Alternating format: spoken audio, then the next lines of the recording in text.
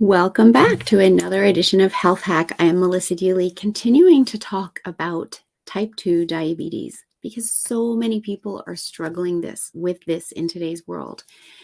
And today I want to talk about stress because that's also something that is a huge factor in our world today. And everybody looks around and sees everyone else stressed out and thinks it's normal or that it's okay. Well, it's not okay. It triggers 90% of doctor's visits, 60% of diseases. And if you have type 2 diabetes and you're trying to adjust all of your lifestyle factors in order to put it behind you because you can, stress is one of the areas of your life that you must focus on. If you don't focus on your stress, it will be next to impossible to be balancing your blood sugars. So it's absolutely critical that you do this. And it's also critical that you understand the different types of stresses that you have in your life so that you can address the things that you can address and try to balance out the rest. Because we're always going to have stresses in our lives. We just don't need to be living in a state of chronic stress where it's up to here all the time. So we have daily stresses. That's just literally getting up in the morning, putting breakfast on the table, getting kids out the door and yourself to work, right? You deal with it every single day. Then we have major life events. So things like weddings, births, changing jobs, moving towns, funerals, etc. Those are your major life events. And then you have physiological stresses as well. So are you in chronic pain? Do you have gut problems? Do you have thyroid issues? Do you have food sensitivities? Hormone imbalances? Those are all causing physiological stresses on the body. And if your digestive system isn't functioning well, that's another physiological stress on the body. So what stresses do you have control over and what stresses do you not have control over? And you want to think of it like a scale.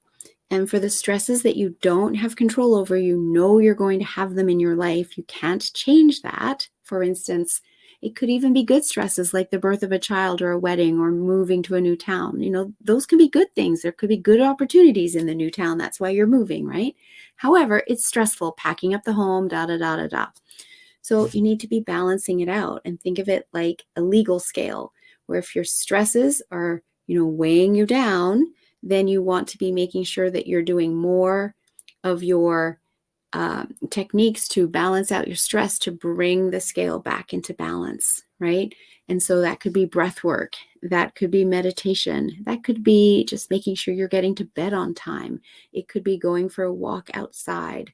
The more stressed you are, the more you need to be doing those things. And I know that can sound counterintuitive because when you're stressed out, you're thinking, I don't have time to do all of those things. However, it's really important that you build them into your calendar, knowing that those are going to be stressful occasions. You build that into your calendar so you can balance out your stresses. It's the same with your daily life stresses. How can you make getting up and getting out the door in the morning easier? Can it be, getting the help of a spouse? Can it be, working with your children and teaching them boundaries? And yes, it might take a little bit more time to work with them and teach them how to be getting ready, but the long-term effect of that can be really helpful versus you having to do everything for them all the time. So addressing your stress is absolutely critical when it comes to type 2 diabetes.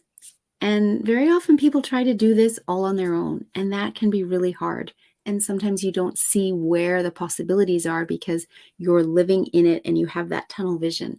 And that's where working with a health coach, working with a practitioner, somebody that can help you, that can look in from the outside and kind of point out the areas where you can start to make some change in your life, can be really beneficial.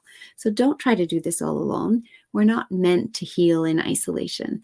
Seek the help of a team. With diabetes, it can very often be a team of people who can guide you so that you can get your health back and you don't have to live with this dis-ease for the rest of your life.